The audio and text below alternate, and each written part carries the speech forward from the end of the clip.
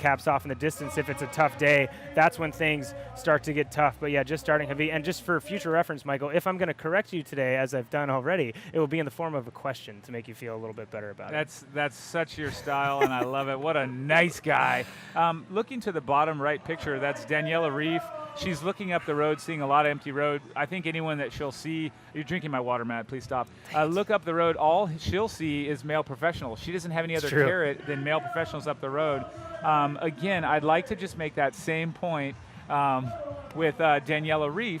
She's riding, so last year where she pulled away from her company, who at the, early on was Rachel Joyce and Mary Beth Ellis, she pulled away from them greatly in the last part. Right now, I would wager that she has still a nice reserve on her effort. Sure, she's putting a little pressure on here and there, but I'm thinking that she knows that her best chance of really burning some women's legs up is waiting to that second, or I should even say that latter 40 miles. Oh, I think you're right. I think she's riding, I mean, you can tell, as we've talked before, with body position and control in the saddle, you know, she's obviously very, very contained and controlled. And if she was working at a zone that was hard for her, she might be looking over her shoulder to make sure that that work is doing something to the field. Right now, she's just comfortable riding a pace, and she's not concerned about how close or far back these women athletes are. And I can hear, Michael, out of my right ear that Lou Hollander, one of the legends in sport and a friend of mine from Bend, Oregon, has just gotten out of the water. So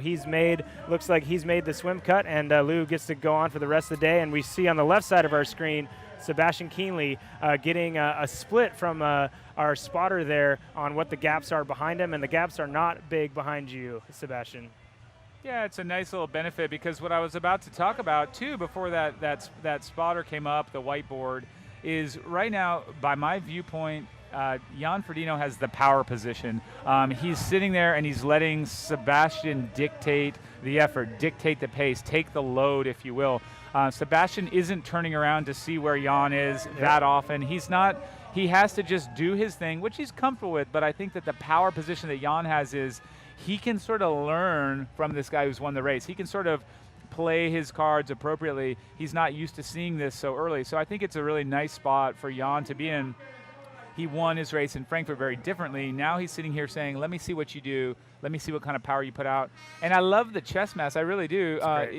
He can sit there and he can say, wow, I felt a little bit better than he looked on that hill. All that stuff matters. Little nuggets. Absolutely. But let's talk about the rest of their competitors.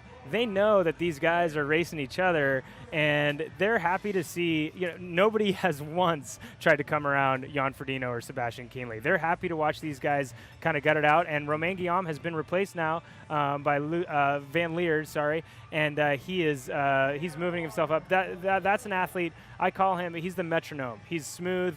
He's even, consistent across all three disciplines, and he's going to stay in, maybe not put his nose in the wind until a break happens or something like that, but Van Lier right where he needs to be and in a good spot. But, Michael, do you expect to see an athlete come between Jan and Sebastian here on Javi? They're too tight. Well, actually, there's a 12-meter gap right there, so if anyone did actually come between them, it would be illegal at this moment, as you pointed out. But great question, great points, Matt. And with Van Lier in third place, they reference, most fans, most people watching from the sidelines said the best performance of this year was when he won in March in South Africa at the regional championship.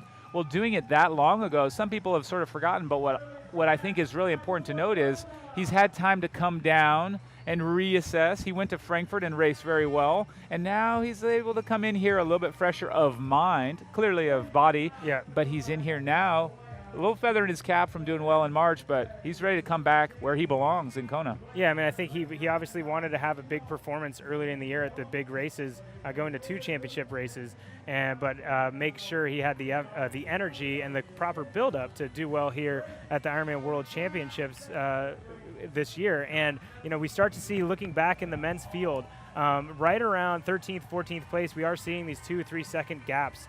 Michael, you know, there is an advantage riding in groups because you are getting a little bit of advantage from the wind, a little block, but as you said, with that crosswind, as Welchie pointed out earlier on the Queen K, and then this climb up to Javi, now you're asking an athlete like Tim Don, Brett McMahon, Tim Van Berkel, ride your bike as fast as Sebastian Kienle can up this climb. That's then becomes quite a challenge. So I think once we get to that right-hand bend I'm talking about on the road before the climb kind of gets real, so to speak, I think we're going to start seeing some big gaps open up. For sure, and that bend happens with 7 miles to go, 10 miles into this upward trend. Here we do have a little bit of movement. And again, a German athlete obviously coming through. That looks like Andy Betcherer. Let's get a number, let's get a digit, but to me that looks like Andy Betcherer. German colors on his white suit. Could that be Andy that just came through? It could be. I think it's another athlete. Could it be the European 70.3 champ from this last year? Boris Stein? I think it could be. So let's just, sorry folks, as we try and grab a number on that athlete, 34. Yeah, and that's so gotta be Boris. that's Boris Stein. No, it's Andy Betcherer. So, yeah. Okay, that's what we thought. Sorry, this Michael. guy, no, it's fine. And I expected, he just kind of waved his hands. He said, what is he doing? What he's doing, Jan, is playing by the rules. You're allowed to move in if there's more than 12 meters. Here we come. Now we see Ben Hoffman. Again, right in our face, Matt. We just said we didn't think anyone would jump in front of these two Germans, and we were just told we don't know what we're talking about. I see right now Ben Hoffman in the lead. He's never been in the lead of this race before. He's in the lead. Actually, I think he did grab the lead a little bit last year in the marathon. He's in the lead right now. Andy Betcherer, this is a power move. Ben maybe just trying to get his aid and stay out of danger as they go into an aid station. But Ben came to the front and just wanted to maybe make sure everyone knows, I'm here and I'm feeling fine. Yeah, and that's one thing when you get in a group like this, everybody says, oh, it must be easier in the group, but you have to make these little efforts. Ben's pointing out to exactly what he wants. I want water, give me water. He goes up first to make sure he's not caught behind in the hecticness, but also it's very hectic. You did see Jan Frodeno throw his hands up. He, in that motion, he's thinking, this athlete in front of me, I'm sitting right at the legal distance. You're not able to slot in, but evidently he was a little further than legal distance, so good on you, Jan. And that athlete had enough space to fit in there. But when that starts happening, Michael, and I think, I've been caught up in this in the past, is that when all these passes happen, you have to have this internal clock in your head. I've got to get out of this guy's zone in this period of time. I've got to get through this guy's zone in this period of time. So when you have multiple passes, that's when you have to do some efforts you're maybe not ready to do to make sure you don't find yourself with a penalty. Good points. This guy's ready to make a move. It's last year's second place finisher, Ben Hoffman. He has opened up a gap on second place. We're guessing that might be Andy Betcherer still. It's early days in the race, so we cannot make any massive predictions, but we can point out that this is going down very differently than anybody thought, very differently than last year. I shouldn't say anybody, but anyone that I spoke to. So Ben Hoffman, the U.S. American athlete coming out of Boulder, Colorado, he is doing what he loves to do, which is push the pedals on that bike. No, absolutely, and that worth noting, Andy Bushra was not in this front swim group. He was behind, so he right now is having the fastest bike ride of the day. And seemingly, when he caught that group, he just kind of gone straight through. And he has, he'll be happy to see someone like Ben Hoffman mix up the effort from those two previous athletes that were in the front and put it through. And I would think that if you're Sebastian Kienle, you're happy to have the weight taken off of you just for a little bit and watching other athletes maybe tire themselves. But right now, Ben Hoffman looks like he's in a great position. He was a bit, some would say, out of nowhere last year with a second place, but he had what he needed the year before was a solid 15th finish at this race, and he had the confidence coming from that to get second place here at the World Championship. He's five-time 70.3 champion, and I think one of the coolest things about, obviously, he has the coolest nickname in the sport, I think, the Hoff. So bib number 4 here today, Ben Hoffman. He has all the tools, Michael, and I think he realized that last year coming into this race. He knew after a fast run at Coeur d'Alene last year, he's capable of running sub 250. Everybody knows he's one of the strongest cyclists in the sport. All you got to do, Ben, is stick all three together and be tougher than everybody else when it comes down to game time, and that's what he did last year. And right now, he's being significantly more aggressive. This is an athlete, you can tell, Michael, with this kind of move, he's happy he got second. Second's not all he wants at the end of his resume when he's done racing. He wants to win this race, and he's trying to be aggressive here today to do so. Well, sure, second place as your highest finish, especially if it's only once, it gets lost. Nobody remembers those things after 5, 6, 10 years. And so Ben knows that the win's what counts. We all race for the win here. And speaking of winning, Daniela Ryf, who is running on a nice undefeated streak since last year's Kona, she is in the front of the race. So Daniela Ryf, I love to look at the setups that these athletes have. She's got a very unique behind the saddle water bottle. I think one of the things that's always a challenge is to figure out ways to put those tiny narrow bottles into the equipment that we have. She's figured out a way to hold the that plastic bottle in, which has a smaller diameter. So that's great. Yeah, you got to make sure you not only start with all the liquids and fluids that you need throughout the day. You need to make sure that you can replenish them. So whether it's an aero bottle you can refill, or making sure your bottle cage, as you said, can handle the bottles that they have out on course. So Daniela doing a great job making sure she's hydrated in this race. That's right, and there she is filling up the front bottle. So we know that the athletes know one another very well, and we know that they know who they're racing against. Last year, one of our top finishers in every race she does is Meredith Kessler. She spoke to us about exactly what she thinks of this woman leading the race, Daniela Ryf. Daniela, I really genuinely believe she is the Tom Brady of triathlon. She can quarterback any race. She's mentally has this fortitude that is, people maybe that don't, she races still a lot, right? But people may not understand how much mental fortitude, gumption, focus it takes to be on the start line and be as consistent as someone like Daniela is at her age, no less. It's pretty phenomenal. And I look forward to when I'm retired and not doing this in sport anymore in X amount of years, I look forward to watching her continuation of progression. That's it, right from Meredith Kessler, one of our top American athletes, obviously a multiple Ironman winner. Thanks, Meredith. And back to Ben Hoffman. Ben Hoffman has taken the bull by the horns. He is leading this race. He is at the very place he wants to be. Let's see if he can hold on to it. It's early, 2 hours, 44 minutes into his race, but he has put a lot of road between himself and Jan Frodeno, Sebastian Kienle, Andy Betcherer, as well as Frederick Van Leerda. We've got all of the contenders very close, but Ben Hoffman making a statement right now. Here we've got a nice up-close look at Daniela Ryf. She is doing what she does so well, which is push those pedals very, very well. Interestingly enough, we see this, and we've seen this all of her races, but not all the athletes have, or not all the spectators back home have seen this. She runs a very interesting mid-foot cleat position. She does not mount that cleat of her shoe up by the forefoot of the ball of her foot, as is standard. This enables her to engage the glute a little bit more, use a little more of a powerful pedal stroke for her. The hard thing that people have found in the past when they've used that is that they don't always have a great run. I don't think that's affected her run one bit. Lucky enough to have footage of both of our races here. Sebastian Kienle on the left, our second place male, and then on the right, that is Daniela Ryf. Right there, I'd say about 50 miles in to our Canyon Bicycles bike course for our defending champ Kienle. And then on the right, it's Daniela Ryf. She would be, I would guess, approximately 8 miles behind as she approaches some of these same sections that we were talking about earlier. One thing, as you look very closely at the picture of Kienle, people have been sending messages, and we've been finding updates from the course, and we've been hearing all about the wind picking up.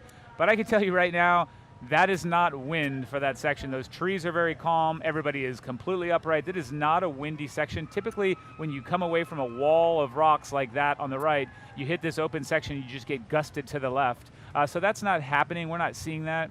I don't think we're having a particularly cross-windy section. Once they make that bend with 7 miles to go to the turnaround towards Javi and the road just pitches up, I think we may see them hit that headwind. It's almost always there to some degree or another. But right now, not seeing a lot of wind. And then on the right side, that is 2012's Ironman world champ, Leanda Cave. We had heard she came off the bike, but she's on the bike now, most certainly, and she is riding very well.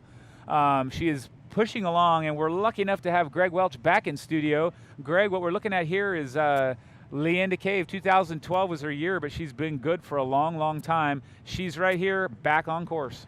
Yeah, you know what, she's looking great, and after that little, issue that she had, a little mishap out on the course before, she's riding on pure adrenaline right now.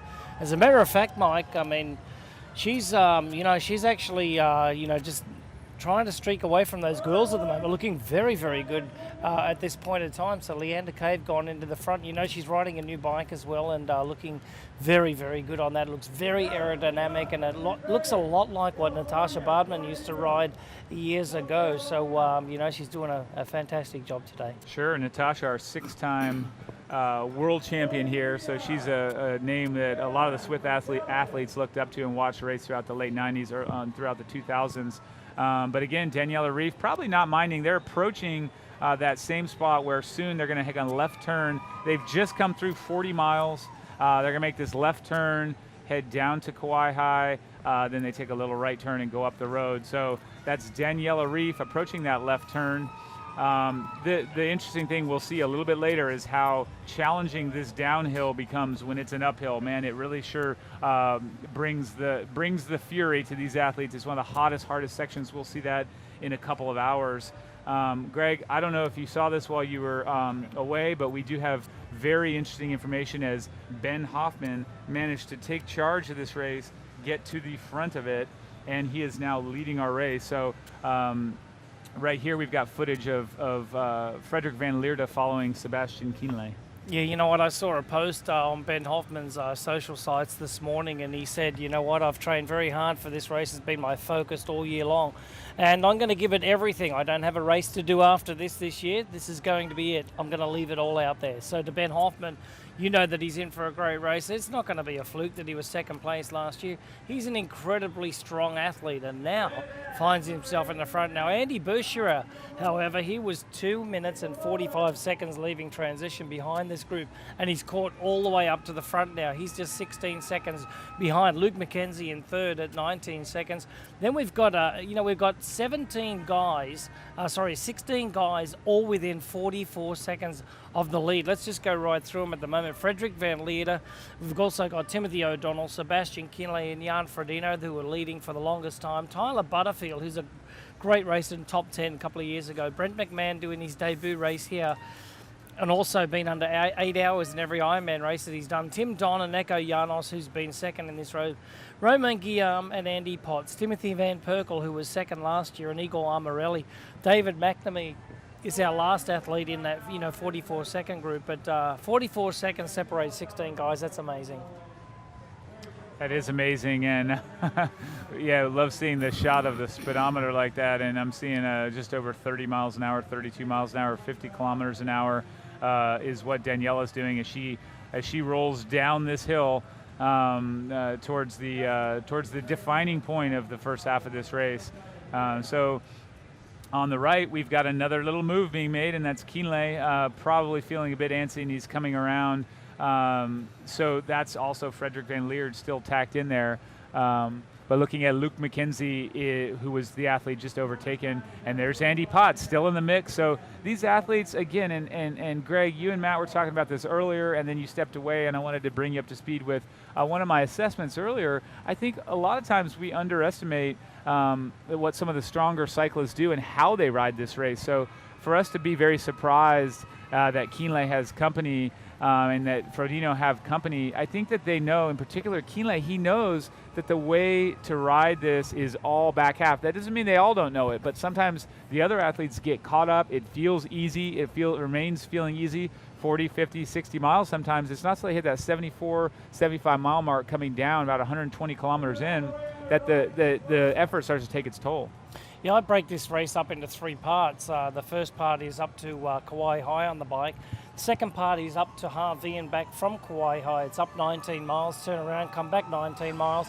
And the last part is all the way back down, when they come from Kauai High all the way back into town. As we can see, one of our last athletes coming out of the water here, one of our CAF and challenge athletes, or physically challenged athletes, just coming through, getting out of the water here, the Roka swim course, and heading out onto the bike course as well there. So we've still got a few minutes before our cutoff is for our women's age group wave, but our men's cutoff has happened, so no more men will be able to go out onto our bike course today. The men's Roka swim course cutoff has officially happened.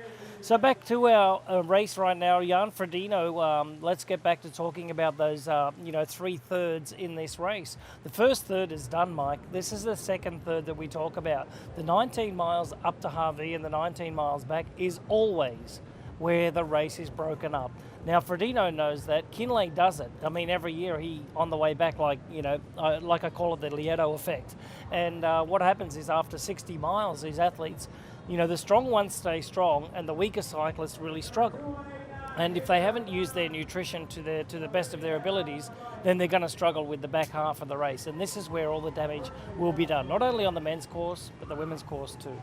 Well, and it's just, we're talking about a matter of percentages. So an athlete that will be riding at, say, 78% or 79% of his max for a while, even pushing up to 80 is doing incredibly well. But another athlete to match that speed might be working at 80, 81. So we're talking about 2-3 percentage, but guess what? You can't sustain 81% of your max across the course of this bike. Nobody does that. Historically, 80% is where you come in. We'll talk later with Training Peaks, and they'll dive into some of those numbers, but that's that intensity factor, that's that IF. It needs to be about 79 to 80%, 0.79, 0.8. And so I mention that because it is very easy to get caught off thinking you're right there, because for most people that are competing in Ironman, including the pros, it's almost imperceptible when you're very fit and very fresh and very excited in a race like this. It's very difficult to perceive the difference, and sure, you have your power meter there, but to follow it and to agree with it and to believe it and say, I'm riding what I'm supposed to ride. So a lot of us get just a little bit ahead of ourselves, and if you're a little bit ahead of yourself trying to keep up with Kinley, and then all of a sudden you're 60, 70 miles into it, and now you're like, wow, I think I was doing 81% of my max, I need to back it off, and now I can't hold much more than 75, 76%, you're in trouble. And so long way of saying Kinley and some of these stronger cyclists that pace well can ride away after 60 miles. Yeah, and I like the look of Jan Frodeno right now. He looks super. I mean, he just looks great so far, and I'm really impressed with the way that he's riding. You know, we'll talk about this a lot about Jan Frodeno last year in Frankfurt, and then this year in Frankfurt, two completely different guys. And then last year in Kona, you know, Jan had a flat tire. You also had a 4-minute penalty. And now we look at Jan Frodeno, the way that he's riding these days is absolutely incredible. So 4:08, you know, it was his bike split up there in Ironman European Championship, and that was incredible. And Sebastian Kienle was just saying, you know, wow, that's amazing. He outsplit me, and but this is the race that counts. And as we can see right now, that Freddie Van Leerder has now come into the fray as well. So Freddie, I tell you what, Freddie's looked good this year. He won the South African Championship back there in March, on March 29, and now he's coming into this race with another good, set of legs. He said he was training the last couple of weeks in Arizona, getting ready for this race in the heat. Now he's here on the island, sitting in third place. Rides with a little bit of a pointed toe here, Freddie does, but doesn't seem to worry him at all. He's one of the most consistent guys out there, and watch him. He'll be strong on the bike and strong on the run today. This is the top three that I had in my three this year, was Sebastian Kienle, Jan Frodeno, and Freddie Van Leerder. So good to see that they're up there at the front. Where'd you see Hoffman? Because he's up in front of them all right now. But you're There right. you I picked those three too. A lot of us did. It's kind of an easy thing to look at these guys and say they're going to do well. But Hoffman making that move, having that 20-second gap. I mean, pulling that, it's dropped back down to about 8 seconds. You can't really say that a gap this early is going to make that much difference, except for the psychological boost. So I absolutely know that when Hoffman came through and he just stomped on the pedals a bit, he put his stamp of authority, said, I am ready to be here and compete. You guys got to remember me. I came second last year. I'm not here to mess around. So it's just a nice little boost that you get for being up front. I just want to comment before we go back to Daniela Sure. Ryf. I just want to comment on what we just saw with Ben Hoffman at the front there. I think that Sebastian Kienle may be, just playing with the field a little bit here. I'm going to go out and just say that he's holding back a little bit, because once they get up to the steeper climb into Harvey or on the way back, that's when he'll push. And then with Jan Frodeno right there and Freddie Van Leerder, they're going to have to push extremely hard then to get up to Hoffman as Sebastian Kienle catches him and goes by him. Now that's what I predicted was going to happen right now. I think that Kienle is allowing that gap to happen. All right, so back to the women's race. We've got Daniela Ryf, however. She is in the lead of our women's race, having a great old day with it as normal. We know that she's going to be the fastest bike split of the day, perhaps, and that's our prediction. She's 24 seconds in front of Mary Beth Ellis, who's a tough, nuggety little racer. Jodie Swallow's right in there. Camilla Peterson. I'm really surprised to see Camilla up there because Camilla's had troubles with her long-distance racing over the last couple of months because she just hasn't been able to get by 6 hours. So I'll be interested to see what she can do this afternoon, when we go into the run course. I'm really wishing her well. Camilla, we all know that a couple of years ago she was in a nasty accident in a coma for 3 weeks, had to learn how to walk again, and it wasn't until 18 months ago that she was back running. So that's absolutely incredible story on Camilla Peterson. Also from Denmark, Michael, interesting, with Michelle Vesterby. So the two Danes are riding alongside of each other in 3rd and 4th right now. Oh, the Danish have a rich history of doing well in not only triathlon, but obviously Ironman. Torbjorn Sindbala a few years back, coming 3rd place and doing extremely well. Peter Sandvang, if you throw it even back a bit further, obviously the current crop, Hella Fredriksson. We anxiously await to see her return to competition and throw in her hat into the ring here for Ironman racing. But nonetheless, the pictures we're looking at now are Daniela Ryf. You just saw her get that whiteboard. They told her exactly where the women behind her are. We know that from looking at our GPS. It's 25 seconds. She, again, I think what Greg said is 100% true. She and the stronger athletes, they don't really mind if there's a lot of company around those first 40, 50 miles. It's after 60, 70. We'll say it again all day long. Greggy? Smart racer right here. You see Daniela discarded her bottle right before the aid station, which is according to the rules. Then she got the cold water. It was straight across the face, shocking the system a little bit, bringing that core temperature down. Daniela went through that, got one extra water bottle, filled up the water bottle on the front, and straight back into it without losing too much speed at all. Very well done. That's great, and I know we're looking at Daniela Ryf, and then I know that we're lucky enough to have our man, Matt Lieto. He has been down there by the water's edge watching folks come out and try to beat that swim cutoff, but right now he's standing with the Ironman Foundation Director, Mr. Dave Deshane, and Matt, please take it away from here. Behind me shows we only have 5 minutes left for the women's cutoff, but right now I'm here with Dave Deshane with the Ironman Foundation. Thanks for coming out, Dave. Tell us a little bit about the foundation. Aloha, Matt. Thanks for having us. It's always great to be back in Kona. The Ironman Foundation is the nonprofit arm of the World Triathlon Corp, the Ironman brand, and we provide grant funding opportunities to communities where we hold our races. It's our way of leaving a little piece of Ironman's legacy behind in each of our communities. Awesome. Great stuff, Dave. You have 4 athletes racing this year. One of those athletes is Dana Kennedy. Dana is racing in the women's 45 to 49-year-old age group. Dana says she is always inspired by our oldest athletes and lives by the mantra, if your dreams don't scare you, they simply aren't big enough. Dave, when you hear stories like this, what do you think makes it such a special experience for these athletes to be a part of the Ironman Foundation? Yeah, Dana's one of our amazing athletes. In fact, she's same age as me. She's 47, and coincidentally, she works for AARP. I think as we kind of get to that age, we all get a little bit concerned when we're going to receive that AARP letter. But she's passionate about supporting folks who are older in their years, and it's always so inspirational when we see our athletes 50, 55, 60, and we have Lou Hollander, who's what, a 85-year-old participating in Ironman this year. At Ironman Foundation, we always hear the inspirational stories. Somebody wants to race in memory of somebody who maybe has passed away, and we hear it all the time. I beat cancer and now I want to prove that I can do an Ironman. We always laugh when we hear that because we say, that's crazy, you beat cancer, Ironman will be a walk in the park. Yeah, right. It's crazy. As you said, so many different inspirations out here. If people want to be a part or inspired by people participating in the Ironman Foundation, can you tell us a little bit about how they can get involved for the next year? Yeah, it's super easy. We're all over social media with Facebook, Instagram, Twitter. But predominantly, the best place to go is ironmanfoundation.org. You can find information there on all of our programs, whether it's fundraising for a cause of your choice, being part of our ambassador team, or being part of Team IMF, our fundraising program. Check us out at ironmanfoundation.org. Awesome. Thanks so much, Dave. Appreciate you coming down. Guys in the studio, we got now just a few more minutes left for the swim cutoff, so I'll send back up to you, and I'll get a shot of our last, hopefully successful competitors finishing the swim course here. Well, thank you very much there, Matt, and we hope you're enjoying exclusive live coverage of the 2015 Ironman World Championship presented by GoPro. We're coming to the end of the Roka swim course here. We are well into effect right now on the Canyon Bicycles bike course here. But we can see a couple of more women that are just about to come out of the water. They've only got a couple of minutes left.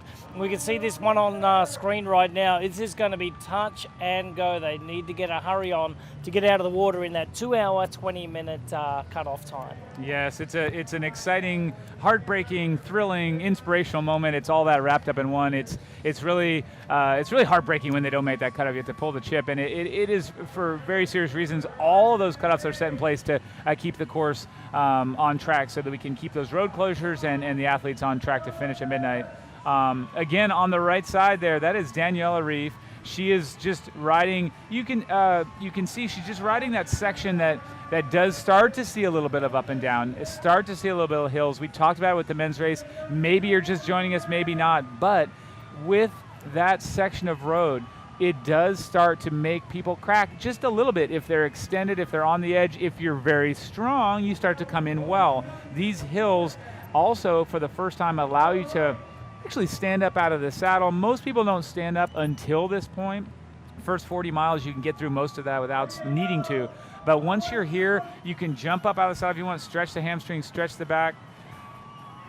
And it looks like we do almost have one person on the edge of the cutoff. Yeah, we're going to get one right on the edge of the cutoff there, Mike, and there's another one just a little bit bit back there. We'll go down to Matt Lieto in just a few seconds and get a bird's eye view on what's going on. But 9:30 in the morning, so 2 hours and 20 minutes into it is the swim cutoff. So let's go down to Matt Lieto.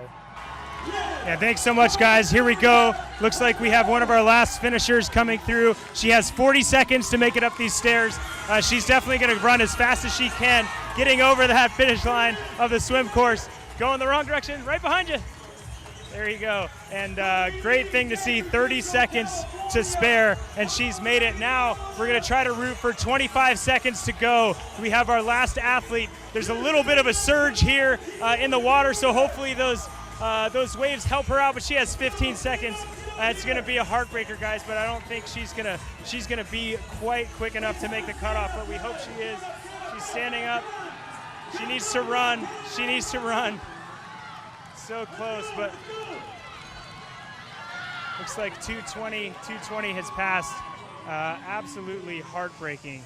She's missed it by 3 seconds. And this is Andy here consoling her.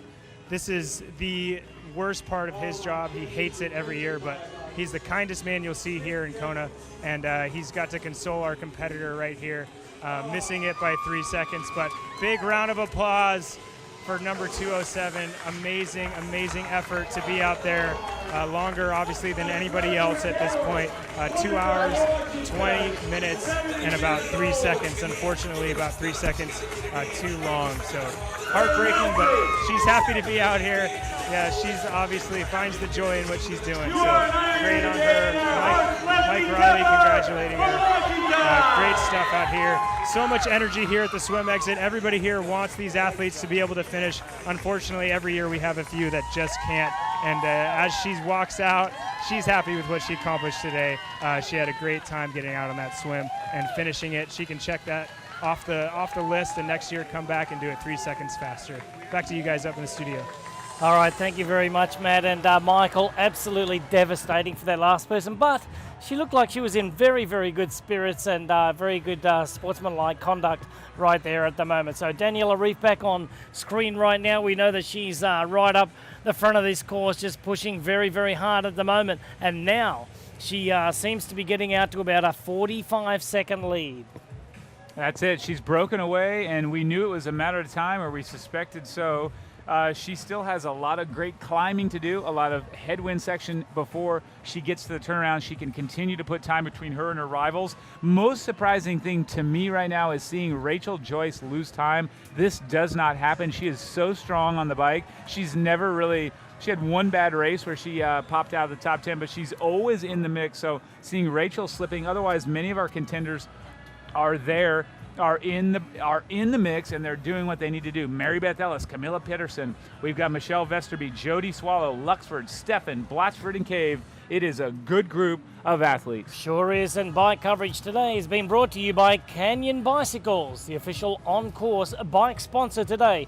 We're going to go off to a break. We'll come back really soon to the 2015 Ironman World Championship presented by GoPro.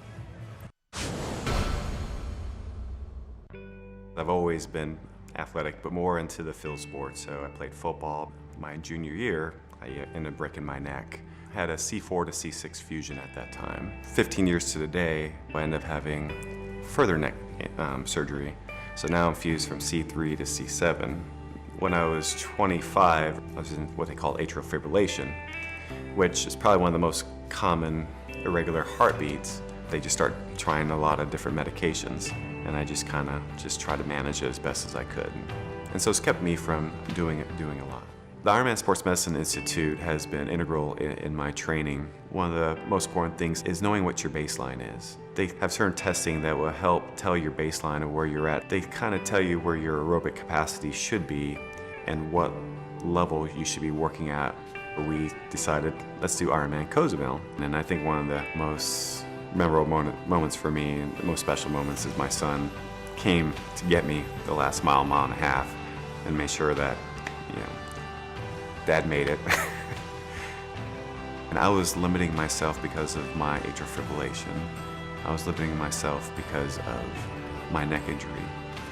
And instead of using that now as a crutch, I use it as a strength of why I am going to compete in Ironman and show that nothing's going to hold me back. The transformation of seeing how my family has changed during, I call it the Ironman journey, it's been pretty spectacular, from eating to actually dedicating time to living a healthier lifestyle.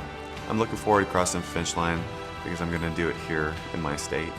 If this helps another person get through their chronic pain or through a heart ailment and seek help and be able to use this race to show that, hey, I beat this thing, then I think that's where I'm going to find the most success.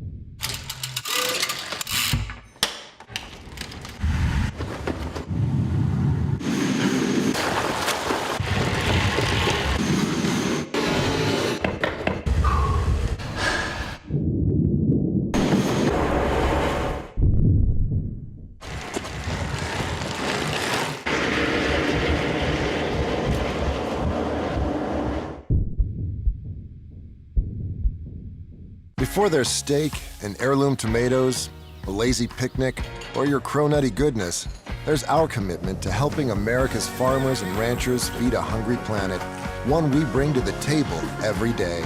We are Coke.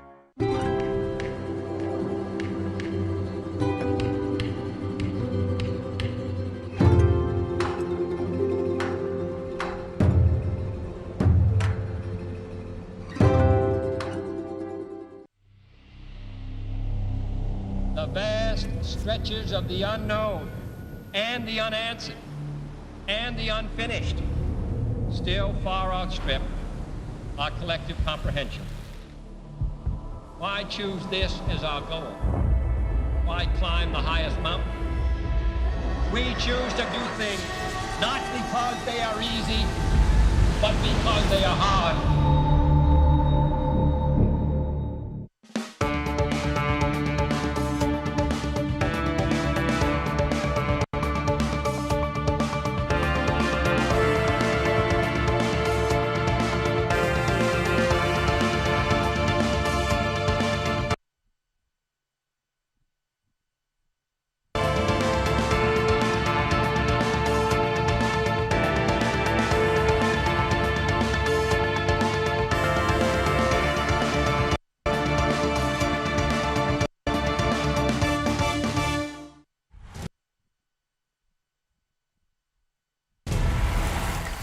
The most popular races, like Ironman Lake Placid, sell out fast.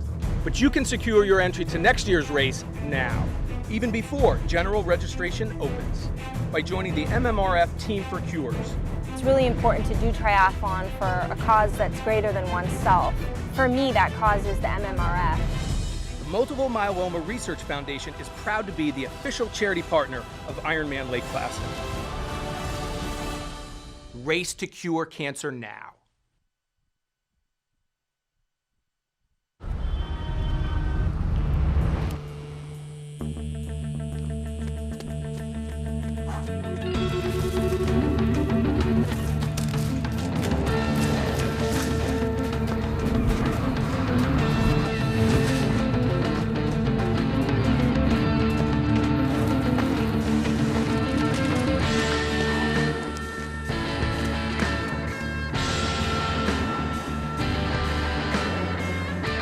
I'm Sebastian Kienle, defending champion, and you are watching Ironman Live.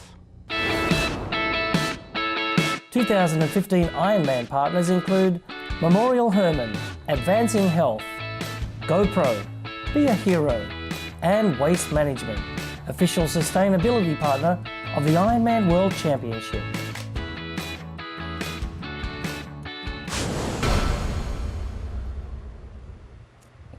Welcome back to the 2015 Ironman World Championship presented by GoPro, and joining me in studio right now, the 2008 Olympic champion in triathlon and also the 2015 Ironman Hall of Fame inductee. That is Heather Fuhr on my right, your left, and on my left, which is your right, is Emma Fredino, Emma Snowsall-Fredino. Let's start off with you, Emma.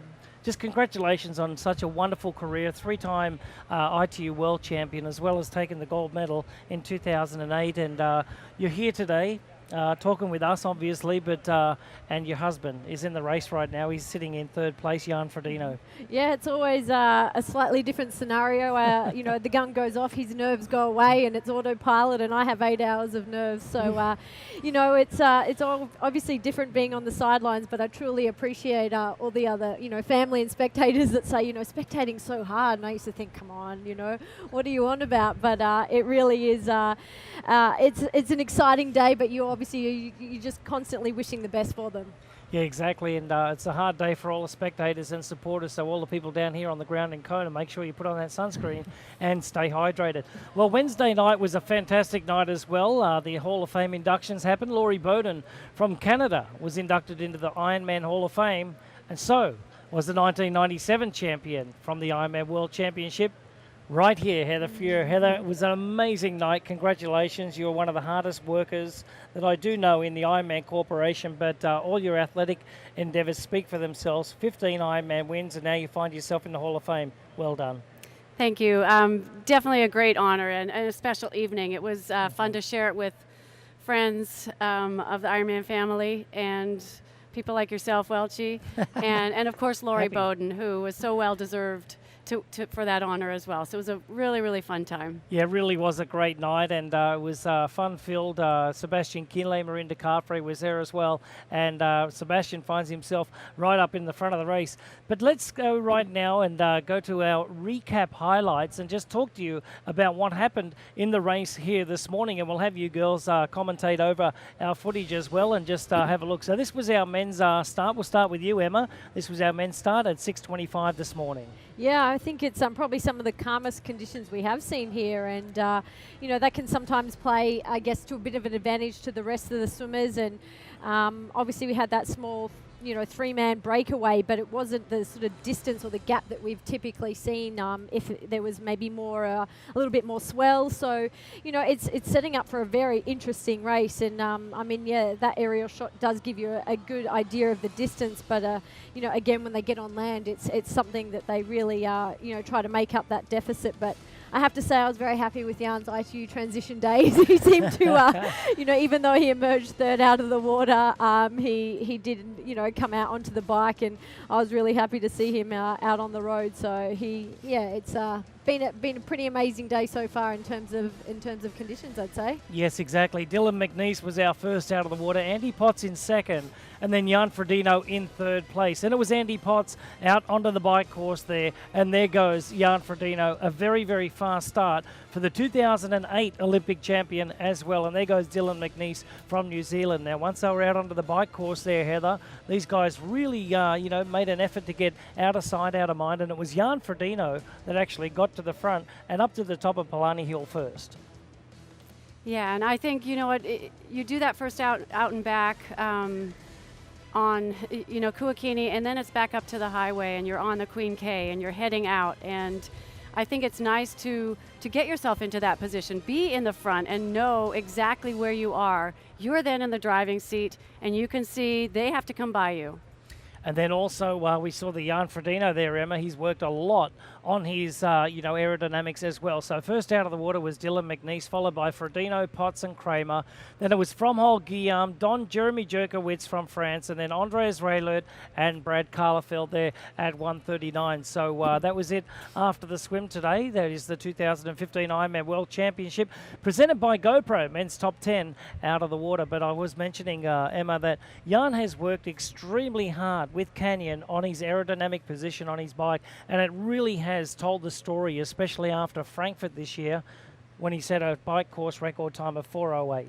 Yeah, I think, when he decided to make the move to long course in general, he knew that the bike was a part of the race that, took up a major or a majority of the time, and knew that it was somewhere he had a huge opportunity to work on. And, with him coming to Canyon, it was, it's been somewhat a match made in heaven for him. He is very particular about his equipment, his setup, and he's also adapted his body in the terms of his training and his flexibility to be able to get into the positions that have allowed them to engineer a bike the way they have.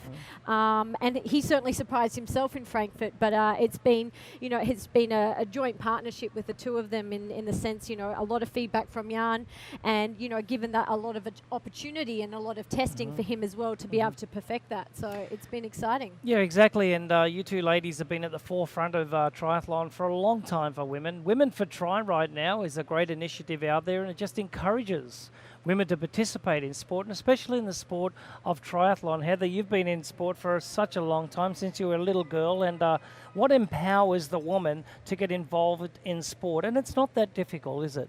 It's not. You know what? And that's what is beautiful these days, is the opportunities that we do have for women in sport in general and triathlon, Ironman. It's about going out there and challenging yourself, and that really is what it's about. It's not about what everyone else is doing. It's about challenging yourself and overcoming those obstacles that you may have out there and participating, because once you get out there and once they're part of this, there's no turning back. You're hooked, and it's a lifestyle. And I think once somebody gets a taste of that and they see that anyone can do it, really you can, and there's more and more women, so it's great to see. Yeah, 27% of our field today is participated by our women's category, so congratulations to all of our women out there trying to get across that finish line today. Also, we had our women's race start at 6:30 this morning, just 5 minutes in arrears of our professional men. Let's go back and take a look at their start here again, Emma, as they got started this morning, and just over 38 women had their opportunity to get cracking at 6:30 this morning. Also, a very nice start. Yeah, there was again a relatively big group of swimmers, and obviously we know the likes of it, particularly a lot of the Australians, but as expected, Jodie Swallow really setting the pace. I think the key point, I guess, was Daniela being in that front group, and onto the bike, and I think we've seen definitely the main contenders. Our world champion Marinda, she's where we normally expect her to be, but I think the biggest change is just the number of the girls up front altogether, and also the likes of Caroline Steffen, who's never placed outside of the top 5 here. So, I think the rest of the girls certainly all have their work cut out at that stage, but that first front group I think is going to be really interesting to see, what happens on the bike and where the pace gets dictated, and particularly probably by Daniela. Yeah, so Jodie Swallow was our leader out of the water today, then followed by a big group of 15 athletes on our women's side of things. So it was Jodie Swallow, Leander Cave, Annabelle Luxford, Joyce Vesterby and Ellis. Then it was Blatchford, Kessler, Peterson and Daniela Ryf. Yes, a surprise to be up in that lead group today. Daniela Ryf did that back in ZLMC. So let's get back to the bike course right now and get stuck into our coverage again. And I tell you what, this guy right here on screen, Timothy O'Donnell, yes, the husband of Marinda Carfrey, the 3-time Ironman world champion. And look at Timothy go. He's been working extremely hard, over the last couple of months getting ready for this race in Boulder, Colorado, under the tutelage of Mark Allen. And today, it looks like Timothy O'Donnell has turned into a whole new athlete. Yeah, you can certainly see that these cadence are very high, and I would think, they've made that turn, and with that tailwind, it's really a matter of who's going to be able to keep the pressure on the pedals as best as possible, and whether or not any of them decide to make a break, whether, that they're going to stick together. Obviously, Timothy keeps looking behind him to see whether anyone else is sticking around, or whether or not they're going to be prepared to keep the accelerated pace that they've got now all the way home. So, I think we've seen an interesting race, like you said, from the get-go. A very large group, the likes of Sebastian having a phenomenal swim. What are his tactics, given he's probably not been in this situation either? Well, I can tell you what, Heather knows best. We'll talk to you now, Heather, about this. The crosswinds are really picking up. You can see that the grass is laying over sideways. And you know what I always say about those palm trees? When they're bending over, kissing the ground, you can bend over and... Okay, we won't say anything more. All right, so Timothy O'Donnell is doing a fantastic job here. Now getting into the tuck.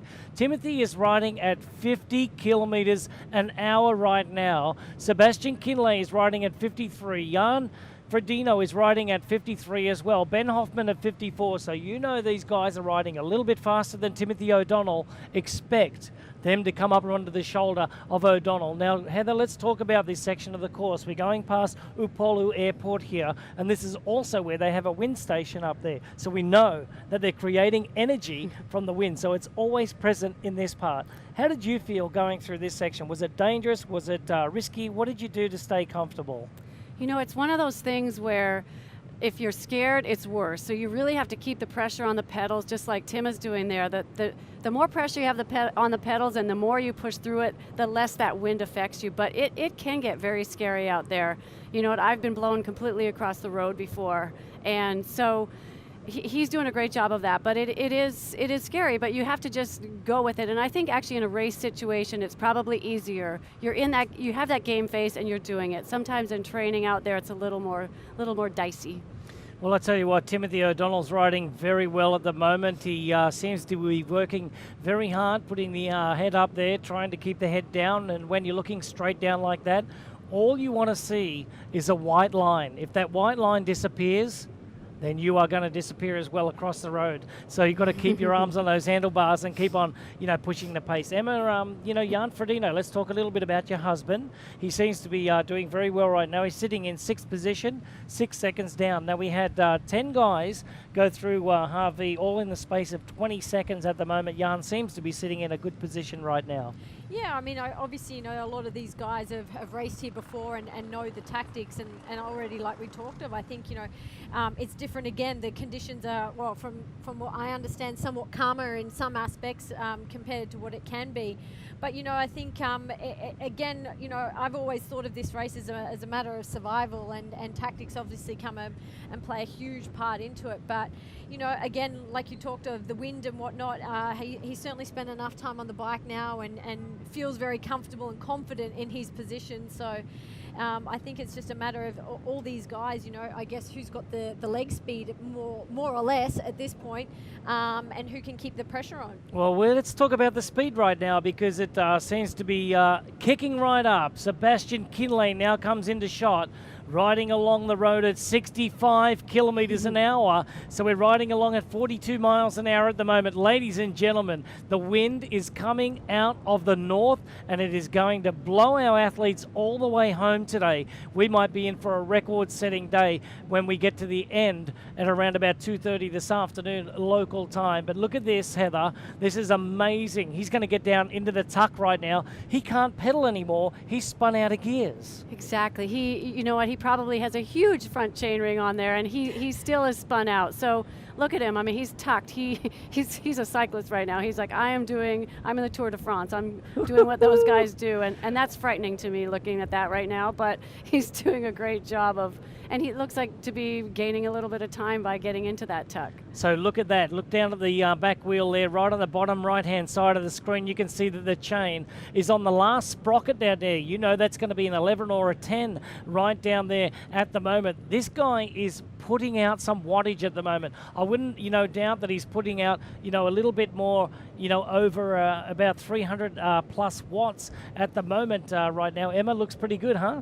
Yeah, look, I mean, Sebastian has been renowned for his bike riding and obviously position as well. I mean, I think up until a few years ago, he was really ahead of the game in that sense, and what he'd done in his positioning on the bike, his ability to push a pretty big gear, but also his ability to get low and his, how he handles a bike is quite incredible. So, again, all these things are becoming the little half and the 1%ers that are playing into the hands of these athletes that they need to find on days like this, because look at it. I mean, let's be honest, they're all so close together. Well, look at this. It's exactly what we talked about, Emma. Ben took his eyes off the road for 1 split second and he swerved right into the bike lane and then came straight back out.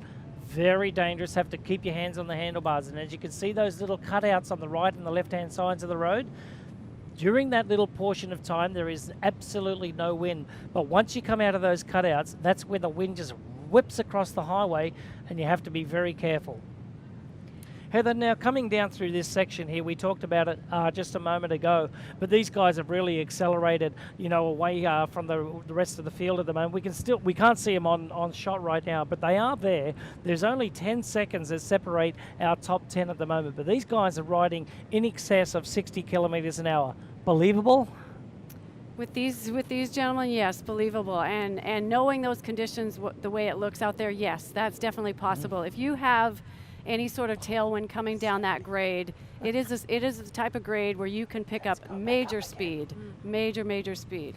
Yes, and here he comes. He wants a little bit of this as well. So just coming through for his turn on the front, we can tell you right now, this is Andy Bushra from Germany, 2 minutes and 45 seconds down after the swim. And it took him quite a bit of time to get up into the lead of this race, but now he has arrived. He was right at this very position at the 70.3 Ironman World Championship 6 weeks ago in Zell-am-See, Austria. He was right up there and got off the bike in, second place up there. So he knows how to ride the bike, but again, take your eyes off the road and you will get swept over to the side. So this is getting very interesting. There is wind in Half E today.